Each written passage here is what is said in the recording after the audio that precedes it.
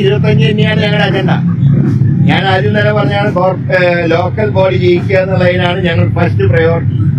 മറ്റേ കാര്യങ്ങളൊക്കെ അതിന് ശേഷം ആലോചിക്കുള്ളൂ.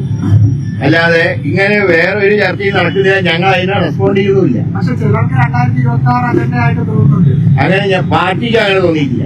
പാർട്ടിയുടെ പ്രയോറിറ്റി 2025 ലോക്കൽ ബോഡി ജയിച്ചു കഴിഞ്ഞാൽ പകുതി ജോലി ഒഴിക്കും.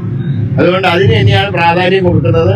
ലോക്കൽ ബോഡിയുടെ പ്രവർത്തനങ്ങൾക്കുള്ള യോഗങ്ങളും അതിന്റെ പ്രവർത്തനങ്ങളും നടന്നുകൊണ്ടിരിക്കുകയാണ്. ഞാൻ ഇന്ന് തന്നെ ഞങ്ങൾ തിരുവനന്തപുരത്തിന്റെ യോഗം കഴിഞ്ഞിട്ടാണ് ഇങ്ങോട്ട് വരുന്നത്. അപ്പൊ അതുകൊണ്ട് ഈ ലോക്കൽ ബോഡി ഇലക്ഷൻ തന്നെയാണ് പ്രാധാന്യം കൊടുക്കുന്നത്. മറ്റൊരു കാര്യങ്ങൾക്കും ഇപ്പൊ പ്രയോറിറ്റി ഇല്ല. അത് പാർട്ടിയിലും മുന്നണിയിലും ചർച്ച ചെയ്യേണ്ട വിഷയമാണ്. പക്ഷെ ആരുടെ മുമ്പിൽ വാതിൽ കൂട്ടി അടക്കില്ല. പക്ഷെ എല്ലാ കാര്യങ്ങളും പാർട്ടിയിൽ ആലോചിക്കേണ്ടത്. അല്ല, അത് പാർട്ടിന്റെ മുന്നണിയിലും ചർച്ചകൾക്ക് ശേഷം തീരുമാനിക്കും.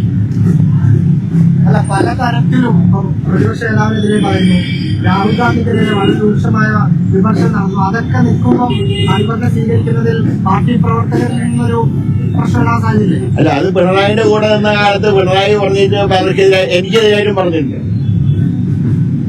പ്രതിപക്ഷ നേതാവിനെതിരായിട്ടും പറഞ്ഞിട്ടുണ്ട്. എനിക്ക് അധികം ആഫ്രിക്കയിൽ പോയതിനെ കുറിച്ച് അസംബ്ലി നടക്കുമ്പോൾ പോയത് തെറ്റാണെന്ന് പറഞ്ഞ് എന്നെ കുറിച്ച് പറഞ്ഞിട്ടുണ്ട്. പക്ഷെ അതിന്റെ പേരിൽ ആരെയും മാറ്റി നിർത്തില്ല. പക്ഷെ എല്ലാ ഘടകങ്ങളും പാർട്ടിയിൽ ആലോചിക്കും. മുന്നണി